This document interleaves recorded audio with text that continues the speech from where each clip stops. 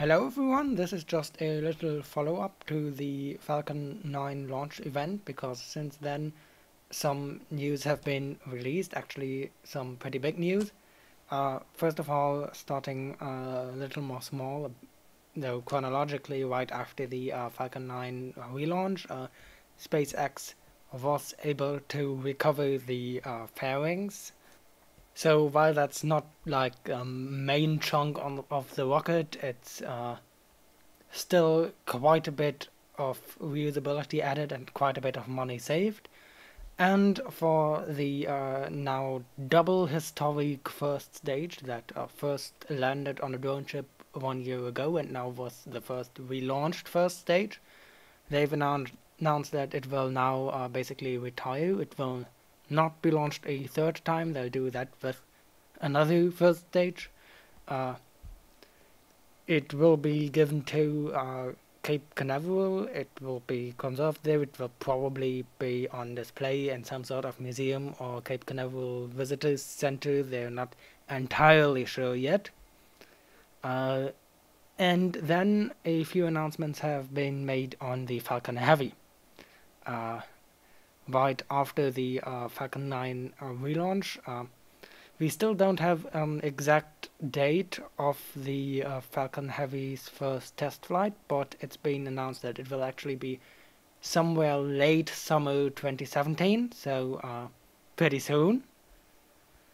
And it will reuse both boosters and the core, but they might also try to reuse the second stage and the fairing to then get complete full reusability.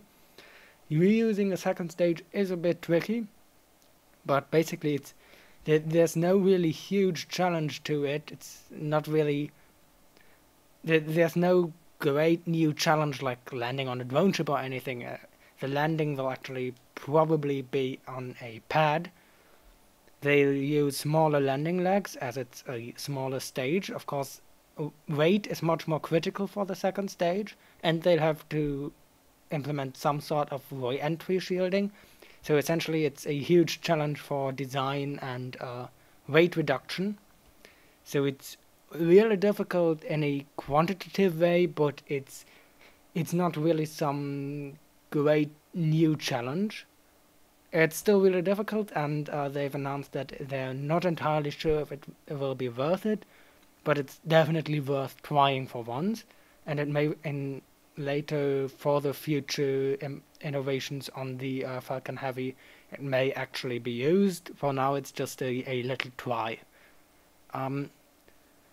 Also, both of the boosters of the first Falcon-Heavy test flight have been announced. They will both be recovered Falcon-9s that have flown before. However, there hasn't been anything announced on a potential payload. It will probably just be a test flight dummy payload. So now we know a lot more on the Falcon-Heavy test flight, and they're going pretty close to full reusability now. So cheap, heavy spaceflight is pretty much coming this year.